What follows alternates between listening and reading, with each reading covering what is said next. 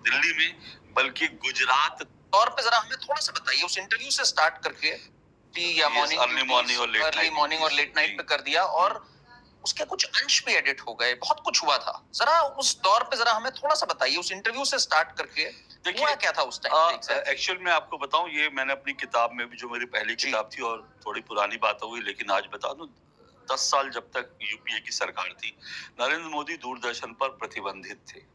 नरेंद्र मोदी को दूरदर्शन पर नहीं दिखाया जाता, मुख्यमंत्री होने के बावजूद नहीं दिखाया जाता था।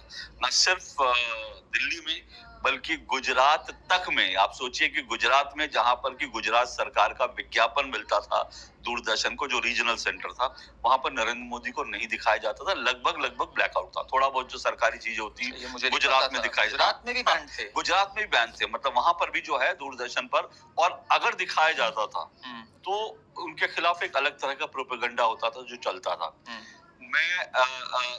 मुझे अच्छी तरह से याद है, जब सरकार, जब यूपीए की सरकार आई, तो हमारे यहाँ पर दूरदर्शन में एक स्पेशल सेल बना था। और उसको मैं फिर कह रहा हूँ, मैंने अपनी किताब में ये सारा विस्तार से, जो पहली मेरी किताब थी उसमें लिखा था, दूरदर्शन में एक स्पेशल सेल था।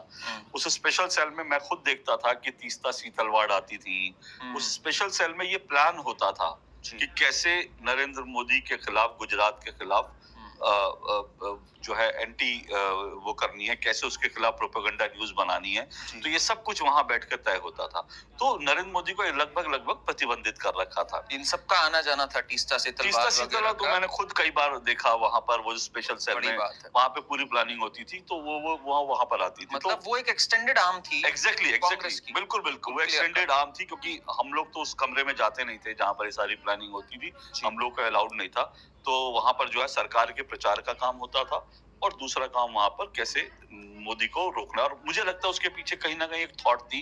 कांग्रेस को ये लग रहा था कि शायद भाई नरेंद्र मोदी उनके लिए खतरा हो सकते हैं, तो नरेंद्र मोदी को कैसे दिल्ली आने से रोकना, उसकी पूरी प्लानिंग उनकी वहां पर होती थी। तो यहाँ तक कि मैं फील्ड रिपोर्टिंग उस समय काफी करता था, और मैंने गुजरात में भी लगातार चुनाव कवर किए थे। लेकिन उसके बाद मैंने देखा कि, मुझे साल याद नहीं, लेकिन उसके बाद 2 गुजरात के चुनाव ऐसे हुए जहां पे मुझे रिपोर्टिंग के लिए भी नहीं भेजा गया।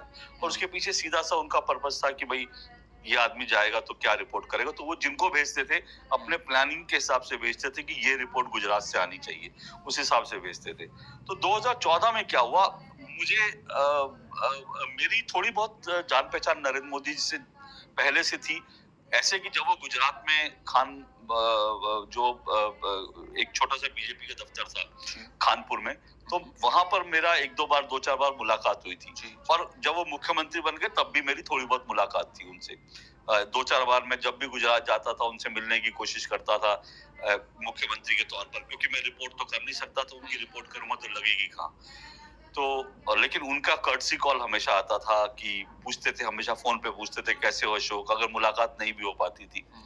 तो 2014 का समय था। उस समय क्या हुआ कि सब मीडिया में नरेंद्र मोदी, उस समय क्योंकि बीजेपी ने उनको प्रोजेक्ट कर दिया था, पूरे मीडिया में छाए हुए थे, सब उनके इंटरव्यू के लिए दौड़ रहे थे। मतलब दुनिया में हर बड़ा पत्रकार उनका इंटरव्यू करना चाहता था। तो मैं जो छोटा सा मेरी टीम के लोग मेरे से कहने लगे, कह रहा अशोक जी, आप क्यों नहीं ट्राई करते मोदी जी का इंटरव्यू, आपकी तो जान पहचान है, आपको शायद इंटरव्यू मिल जाए। तो मैंने कहा यार, मेरी जान पहचान है, लेकिन दूरदर्शन पे इंटरव्यू चलेगा कहाँ, मैं इंटरव्यू उनका मारूंगा, चलाऊंगा कहाँ। तो फिर मुझे किसी ने एक दिन बताया कि सर, वो फलाना 2 हमारे यहाँ से रिपोर्टर और एंकर हैं, वो उनका ट्राई कर रहे हैं इंटरव्यू। तो मुझे हैरानी हुई, मुझे पता चला उन्होंने कोई चिट्ठी भी भेज दी है मोदी जी के यहाँ। तो मुझे हैरानी, मैंने कहा अच्छा, इंटरव्यू के लिए कोशिश कर रहे हैं और परमिशन मिली है क्या। तो मैं हमारे डीजी थे उनके पास गया, मैंने डीजी से कहा, खान, अब उनकी डेथ हो गई, खान साहब थे। तो मैंने खान साहब से पूछा, मैंने कहा सर, मुझे पता चला कि मोदी जी के इंटरव्यू के लिए कुछ लोग प्रयास कर रहे हैं। तो उन्होंने अनमने मन से कहा, हाँ 1-2 लोगों ने कोशिश कर रहे हैं अपनी, मिल जाएगा तो देखते हैं। तो मैंने कहा सर, मैं कोशिश करूं। तो उन्होंने कहा ठीक है, करो। तो उन्होंने ऐसे, तो उसके पीछे मुझे लगता है उन्होंने ऐसे कहा होगा, उनको पता होगा, लगा होगा नहीं, मिलेगा, होगा थोड़ी। तो उसके बाद फिर मैंने संपर्क किया मोदी जी के ऑफिस से। मैंने फिर संपर्क करा तो मुझसे कहा गया कि भाई आप एक रिटर्न में दूरदर्शन की ओर से रिक्वेस्ट भेज दीजिए। अच्छा। तो हमारी जो डायरेक्टर थी, मैं उनके पास गया, मैंने बोला कि मैम, एक चिट्ठी ऐसे ऐसे चाहिए, मेरी उनके ऑफिस में बात हुई है, मोदी जी के ऑफिस में। तो उन्होंने बोला चिट्ठी तो नहीं मिलेगी, चिट्ठी हम नहीं देंगे, लेटर हम नहीं देंगे, आप खुद कर सकते हैं तो कर लीजिए, लेटर हम नहीं देंगे। तो ये पहला वाकया था जिससे लगा कि हाँ रिजेक्शन है, कि भाई चिट्ठी नहीं देंगे, आप वर्बली आप बात करते रहो। फिर मैंने वर्बली बात की, गुजरात में अपने मित्रों से भी बात करी और मैंने संदेश पहुंचाया मोदी जी तक कि भाई मुझे इंटरव्यू करना है। अब देखिए, एक मोदी जी की शार्पनेस का मैं बार बार इसका जिक्र करता हूँ। उस व्यक्ति की सोच जो उनकी शार्पनेस देखिए, उनको उस वक्त भी पता था कि दूरदर्शन की कीमत क्या है, दूरदर्शन डीडी नेशनल की कीमत क्या है और ऑल इंडिया रेडियो की कीमत क्या है। इसीलिए मैंने कहा ऑल इंडिया रेडियो में प्रधानमंत्री बनते उन्होंने मन की बात कार्यक्रम शुरू किया, क्योंकि उनको पता था कि ये कितना पावरफुल मीडियम है और इसको कैसे कचरा बना के सरकार ने रखा है। तो मेरे से पहला सवाल हुआ कि क्या ये इंटरव्यू डीडी नेशनल पर जाएगा। अच्छा, अब डीडी नेशनल का मतलब ये है कि आप टारगेट कर रहे हो कि देश के कोने में कोई गरीब आदमी के पास दूर की, जहां पर कोई चैनल नहीं है, कोई केबल नहीं है, लोग टीवी चलाते हैं, अपने एंटीना से टीवी देख लेते हैं, वो वहां तक अपनी बात पहुंचाने के लिए उनको दूरदर्शन एक मंच दिखा। तो मैंने कहा सर मैं प्रयास करूंगा, लेकिन डीडी न्यूज पे तो जाएगा, और डीडी न्यूज का भी रीच और नेटवर्क वैसा ही है। अचानक से मुझे उसके इंटरव्यू के लिए कॉल आ गया। अब जब कॉल आ गया तो मैंने अपनी टीम को बोला और फटाफट हम लोग पहुंचे वहां पर। जब पहुंचे तो इंटरव्यू, खैर हमको आधा घंटा दिया था इंटरव्यू, आधे घंटे का समय था, लेकिन वो 1 घंटा करीब करीब पूरा इंटरव्यू हुआ। और इंटरव्यू होने के बाद मैंने वहां से वो टेप वेब सब मैंने तुरंत फीड कर दी। अब जैसी मैंने फीड कर दी उसके बाद से मतलब कोई भी चैनल होता तो उसको तुरंत एयर कर देता, प्रोमो चलाता। लेकिन क्या हुआ, मुझसे भी मैंने जब भेज दिया तो मुझे लगा कि शाम तक इंटरव्यू चल जाएगा। मैंने फिर उसके बाद दोपहर तक देखा, कोई प्रोमो नहीं चला, कुछ नहीं चला। तो उसके बाद मैंने फिर कॉल करके पूछा भाई क्या हुआ, बोले नहीं अभी उस पर डिसीजन होगा। तो मैंने फिर मैं तब तक दिल्ली आ गया, तो उस दिन नहीं चला इंटरव्यू। मुझे फिर हमारे जो सेकंड बॉस थे, डीजी के नीचे एडीजी थे, मैंने उनको फोन किया, मैंने बोला सर इंटरव्यू चला नहीं कल। बोले तुम ऑफिस आ जाओ, तुमसे बात करेंगे। अच्छा, तो मैं बोला ठीक है।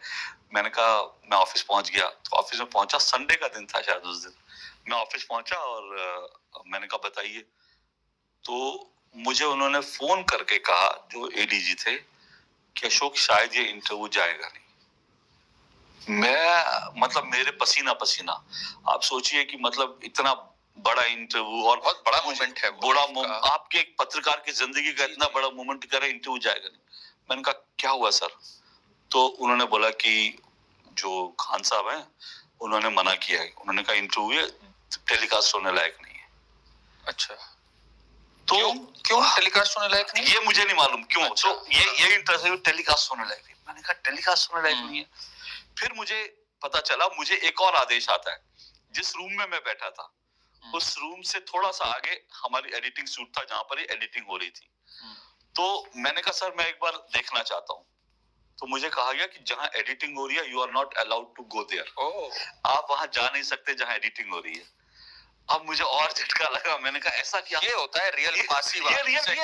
ये तानाशाही होती है कि आपका इंटरव्यू जाएगा नहीं, आप वहां नहीं जा सकते, जो इंटरव्यू करके उसको आप देख नहीं सकते। तो फिर जो है ये सब कुछ चल रहा था, तो मुझे लगा यार ये तो मामला बड़ा गड़बड़ है। तो मुझे रियली उस दिन सचमुच जो रियल फासिज्म होता है मुझे जो है, फिर उसके बाद थोड़ी देर बाद मेरे पास फोन आया। फोन आने के बाद मुझे बोला कि डीजी सर ने बुलाया। तो मैं गया उनके रूम, मैंने दरवाजा खोला।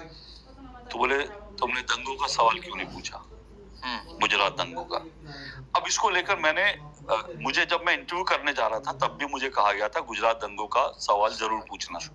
मुझे 1-2 सवाल दंगों के दिए गए थे, लेकिन मैंने दंगों पर कोई सवाल नहीं पूछा। उसका एक बड़ा स्पष्ट रीजन था। एक रीजन ये था, दंगों पर नरेंद्र मोदी से 50 सवाल हो चुके थे, सुप्रीम कोर्ट का फैसला आ चुका था, ठीक है ना। सुप्रीम कोर्ट का फैसला आने के बाद दंगों पर एज ए जर्नलिस्ट मुझे लग रहा था मुझे जितना समय मिला उसमें मैं कुछ नया पूछूं, नवीनता इंटरव्यू में कुछ ऐसी चीज जो एक ब्रेकिंग न्यूज बने, खबर बने। तो मैं वो सोच कर गया था। तो इसलिए मुझे लगा कि नहीं दंगों का, तो मैंने कहा सर उसमें कुछ था नहीं। तो नहीं, वो तो आउटगोइंग प्रोसेस है, अभी तो सुप्रीम कोर्ट में एक डिसीजन आया, लेकिन अभी तो रिव्यू पिटीशन लग सकती है, अभी तो पता नहीं क्या क्या हो सकता है। मैंने कहा सर रिव्यू पिटीशन, मैं हैरान। मैंने कहा तो मैंने बोला सर क्या करना है इंटरव्यू का? तो बोले नहीं, इंटरव्यू का तुमने अच्छे सवाल नहीं पूछे। हाँ, मैंने कहा अच्छा। तो फिर मैं नीचे आ गया और सच बात तो है, उसके बाद मैंने जैसा अपनी कहानी में भी लिखा है, जी जी, मैं उसके बाद नीचे आया, अपने ऑफिस से निकला, बहुत भारी मन था, मतलब जिंदगी में मुझे लग रहा था इससे बड़ा सदमा नहीं लग पर सकता। आपने उस समय जो किया ना, मैं उससे आपका फैन बन गया। अब आप बताइए आपने फिर किया क्या? नहीं तो आप करेंगे क्या? देखिए, जब आपके सामने कोई रास्ता नहीं होता जी जी, और जब आपको लगता है कि अब आप बिल्कुल फंस गए हैं, और दूसरी बात यह है, अगर तानाशाही है, हाँ, तो क्या हम तानाशाही को स्वीकार कर लें? बिल्कुल नहीं कर। क्या हमको तानाशाही के, मुझे अभी भी लोग बोलते हैं, मैं कई बार अंदर से मुझे लोग बोलते हैं मैं बागी हो जाता हूँ। तो एक जर्नलिस्ट और एक वो तो हमारी जी जी, वो है ना। तो जब मैं गाड़ी से उतर के मैं अपने गाड़ी लेकर चला गया। एक जगह मैंने गाड़ी रोकी और गाड़ी में चुपचाप बैठा, मैं सोचता रहा कि मैं क्या करूं। मतलब अंदर से मैं शायद उस दिन मुझे ठीक से याद नहीं, लेकिन मैं शायद रोया भी कुछ समय के लिए कि भाई ये मेरे साथ क्या हुआ। बहुत बड़ा मोमेंट है आपकी तो लाइफ का। मुझे लगा कि मैं मतलब, और मुझे क्या हुआ उस समय, मेरे पास बार-बार नरेंद्र मोदी जी के ऑफिस से उनके ओएसडी फोन कर रहे थे। अच्छा, वो कब पूछ आ रहे रहा थे है? इंटरव्यू कब जा रहा है। हाँ, ठीक है ना? अब मैं उनको क्या जवाब दूं और मैं दुनिया को क्या जवाब दूं और मेरी अपनी क्या रहेगी एक पत्रकार के रूप में। तो ये सब सोचते-सोचते मेरे मन में अचानक मुझे ध्यान आया, मुझे लगा नहीं इसके खिलाफ रिवोल्ट करना चाहिए। अब मैंने कहा रिवोल्ट मैं कैसे करूं? तो एक सोशल मीडिया हैंडल है और वो मीडिया न्यूज रूम की जो है इनसाइड ट्वीट करते थे, उनका अच्छा खासा हैंडल चल रहा था। अब तो वो हैंडल नहीं है उस हिसाब से। तो वो मुझे डीएम करते थे अक्सर, मतलब कुछ भी न्यूज रूम के बारे में। तो मैंने उनको डीएम किया, मैंने कहा मेरे पास एक खबर है, क्या आप चलाएंगे? मैंने कहा, उन्होंने पूछा क्या? मैंने बोला मैंने नरेंद्र मोदी का इंटरव्यू किया और वो डीडी पर टेलीकास्ट करने से रोक दिया गया। तो वहां से व्हाट शॉकिंग, मतलब मोदी का इंटरव्यू जो दुनिया करना चाहती है, दुनिया देखना चाहती है, आप कह रहे हो जाएगा नहीं। तो उन्होंने कहा कि पूरा डिटेल भेजो। मैंने डिटेल भेजा। तो उन्होंने कहा कि मैं इसको अभी ट्वीट कर रहा हूँ, लेकिन आप रीट्वीट मत करना वरना आप फंस जाओगे। ठीक है? तो मैंने कहा ठीक है, तो मैंने दे दिया। और क्या हुआ कि उन्होंने ट्वीट कर दिया। जैसे उन्होंने ट्वीट किया, जंगल में आग जैसा आधे घंटे में वायरल, भयंकर वायरल। हम लोग सब तक आ गई थी ये बात कि भाई भयंकर वायरल क्या हो गया। तो जैसे ही वो वायरल हुआ, उसके बाद मेरे पास पहला फोन जो आता है वो अभी जो जवाहर सरकार है, जो सीईओ हैं, क्योंकि वो भी उस समय गेम खेल रहे थे। एज ए ब्यूरोक्रेट उनको समझ आ रहा था जवाहर सरकार को कि अब सरकार जो है बदल दी। और वो अंबिका सोनी के एंटी थे उस वक्त। अंबिका सोनी वगैरह जो है, अंबिका सोनी उस वक्त नहीं, अंबिका सोनी नहीं, उस आनंद वक्त शर्मा थे। आनंद शर्मा थे। हाँ हाँ, आनंद शर्मा थे, सॉरी। अंबिका सोनी के वो मनीष शर्मा के एंटी थे, आई एम सॉरी। अच्छा, वो मनीष जो नहीं, मनीष तिवारी मनीष तिवारी एंड मिनिस्टर मनीष तिवारी के एंटी थे। और उनके बीच एकदम ऐसे थे, वो मनीष तिवारी को कैसे डाउन करना है, कैसे करना, वो सब करते रहते थे। तो जवाहर सरकार को उसमें लगा कि ये मेरे राजनीति करने का वक्त है। उनके ऑफिस से मेरे पास फोन आया कि अरे तुमने इंटरव्यू किया, तुमने बताया नहीं। अब बताया नहीं मतलब ऐसा कैसे हो सकता है कि सीईओ को पता ना हो इंटरव्यू में नहीं किया। तो मैंने बोला जी वो तो इंटरव्यू मैंने करा था और वो इंटरव्यू जान ही रहे। बोले अच्छा हम बात करते हैं वो करके। तो उन्होंने जो है कहा कि हम देखेंगे। उसके बाद मेरे पास कॉल आता है डीजी ऑफिस से, ये मीडिया वॉचर कौन है जिसने ट्वीट किया था। मैंने कहा सर मुझे नहीं मालूम। तो फिर वहां से फोन रख दिया जाता है।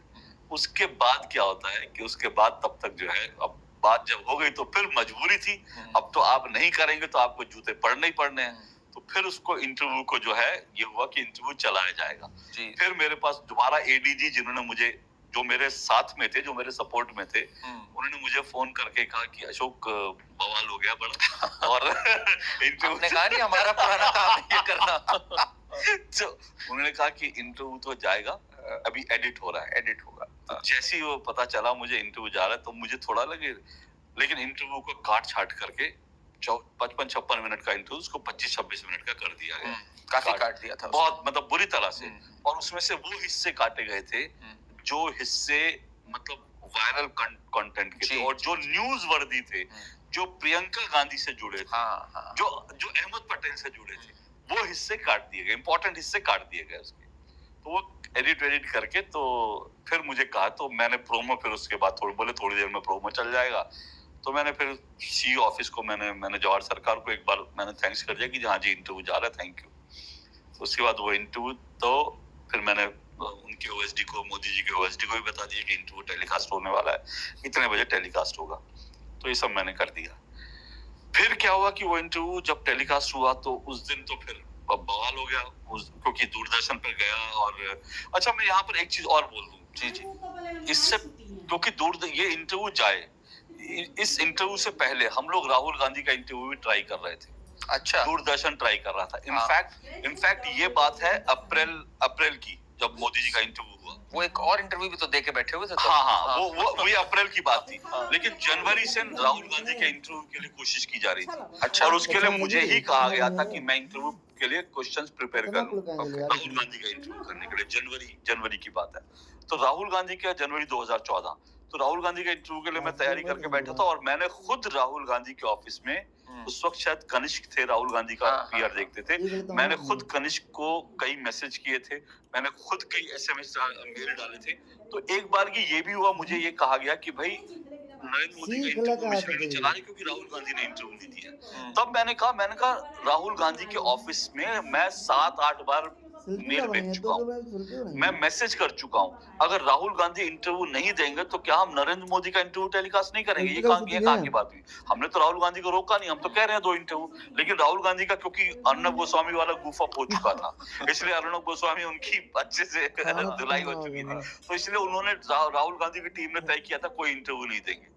ठीक है, विनाशकारी विपरीत इसी को कहते हैं ना। हाँ, आपको देने के बजाय वो चले गए वहां पे, कहते हैं ना, मगरमच्छ के मुंह। हाँ, वो शेर के मुंह में जाके उन्होंने अपना सर दे दिया। तो ठीक है, तो वो जो है फिर तो खैर ये फिर ये हुआ कि इंटरव्यू टेलीकास्ट हो गया।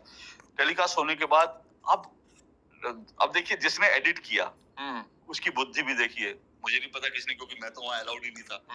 जिसने एडिट किया, अच्छा, मुझे वीडियो एडिटर्स वगैरह ने बताया, कहानी अंदर से बताया, जो वीडियो थे, मेरे दोस्त थे, उन्होंने बोला कि वहां पे बोल रहे थे ऐसा हुआ वैसा हुआ। लेकिन जो ऑफिस का ड्राइवर था उसने मुझे एक और कहानी बताई, क्योंकि ये सारे लोग ऐसे थे, मेरी किसी से दुश्मनी नहीं है, सब लोग मुझे प्यार करते हैं, मानते हैं। तो मुझे वो ड्राइवर ने बताया कि सर, आपका टेप जब आपका वो देखने के बाद आपका पूरा इंटरव्यू चलाया गया, उसमें से पॉइंट्स नोट किए गए हैं। ये मुझे वीडियो एडिटर ने बताया कि उसके पॉइंट्स नोट किए गए, और उसके बाद डीजी सर उठ के कहीं चले गए और फिर ऑफिस वापस आए नहीं। ठीक है, वो कहाँ गए वो ड्राइवर ने बताया जी वो गए थे अहमद पटेल जी के। तो उन्होंने पूरे इंटरव्यू को 10 जनपद को रिपोर्ट किया था। 10 जनपद ने फिर शायद कहा कि इंटरव्यू ये ना चलाया जाए, तो नहीं चलाया गया। लेकिन जब डिसाइड हो गया कि चलना है, तो 10 जनपद से जो संदेश आए थे वो हिस्से काटे गए, वो हिस्से एडिट कर दिए गए। वो एडिट करके फिर वो इंटरव्यू चला। अब वो जब इंटरव्यू चल गया, तो जिसने एडिट किया था उसने नरेंद्र मोदी की एक लाइन नहीं काटी, लास्ट की। नरेंद्र मोदी ने लास्ट में कहा, चलिए भाई बहुत हो गया, और आप लोग तो मेरे को दिखाते नहीं है, मेरे को आपने प्रतिबंधित कर रखा है, लेकिन उसके बावजूद मैंने आपको आधा घंटा कहा था, पर मैंने आपको 1 घंटा टाइम दिया। अब पब्लिक ने मुझे गालियां देनी शुरू करी कि आपने नरेंद्र, क्योंकि वो लाइन चल गई, ऑन एयर चल गई। लोगों ने कहा कि भाई तुमने जब 1 घंटे का इंटरव्यू लिया था, आधे घंटे का क्यों दिखाया? अब जब लोगों ने ये कहा, तो मैंने फिर नीचे ट्वीट में, मुझे गालियां पड़ रही थी, मैंने कहा भाई मेरा एडिट करने में कोई रोल नहीं है। मैं ये इंटरव्यू बिल्कुल 56 मिनट का था, लेकिन एडिट करने में मेरा कोई रोल नहीं है। मैं इतना कह के चुप हो गया। लेकिन उसके बाद टाइम्स ऑफ इंडिया में कहां से खबर आई प्रियंका गांधी वाली, वो आज तक रहस्य है। वो मैं नहीं जानता कि वो चीज, क्योंकि मेरा रोल नहीं है। टाइम्स ऑफ इंडिया में आई थिंक पेज पे ये था कि नरेंद्र मोदी जी ने प्रियंका गांधी को कहा वो मेरी बेटी समान। बेटी कहा कि हाँ मेरी बेटी समान है, दूरदर्शन ने काट दिया, जबकि ये कहा नहीं था। नहीं कहा था, उन्होंने कहा था बेटी है, बेटी मान ले तो लड़ेगी ही। अब इसमें भी देखिए क्या हुआ, इसमें भी टाइम्स ऑफ इंडिया की जो खबर थी, उस खबर के आधार पर लोगों ने नरेंद्र मोदी को गालियां देनी शुरू करी दोबारा। ठीक है ना, कि प्रियंका गांधी ने नरेंद्र मोदी ने कहा वो करके, और तब भी लोगों ने गाली दी। गांधी गुस्से में yes, मेरे पिता तो सिर्फ राजीव गांधी हैं। अच्छा, लोगों ने जैसी ये खबर टाइम्स ऑफ इंडिया में, लोगों ने प्रियंका गांधी को पकड़ लिया। प्रियंका गांधी ने कहा कि मेरे पिता तो राजीव गांधी हैं। अब लोगों ने कहा कि भैया नरेंद्र मोदी को गालियां पड़नी शुरू हुई। यहाँ पे रेणुका चौधरी ने स्टेटमेंट दे दिया कि नरेंद्र मोदी किसी के पिता होने लायक नहीं है। अब आप सोचिए कि इस तरह से तब जो है मेरे पास फोन आया उनके मोदी जी के ऑफिस से कि भैया हमने ये कहा नहीं है, ये खबर कहाँ से चल गई। मैंने कहा जी मुझे क्या पता, मैं तो खुद नहीं पता, और वो जो इंटरव्यू का कटा हिस्सा वो मेरे पास नहीं है। मैंने कहा वो तो लॉक कर रखा है, मैं वहां जा भी नहीं सकता। तो ये हुआ कि कैसे कह दिया गया। तो अब ये बात आई कि जो चीज नरेंद्र मोदी ने कही नहीं उसके लिए नरेंद्र मोदी को गालियां पड़ रही हैं। तब फिर उनके ओएसडी ने कहा कि भाई हमने पूरा एक टेप करके रखा हुआ है, हम आज शाम को इसको पूरा का पूरा यूट्यूब पे डाल रहे हैं ताकि ये क्लियर हो जाए कि नरेंद्र मोदी ने प्रियंका गांधी को बेटी जैसी नहीं कहा। ठीक है, तो वो फिर यूट्यूब पे चल गया पूरा का पूरा, उन्होंने अपने चैनल से यूट्यूब पे चल गया। अब जब वो पूरा यूट्यूब पे चल गया तब उसके जो कटे हिस्से थे उसके ऊपर पूरे मीडिया में डिस्कशन होने लगी, पूरे मीडिया में डिस्कशन होने लगी।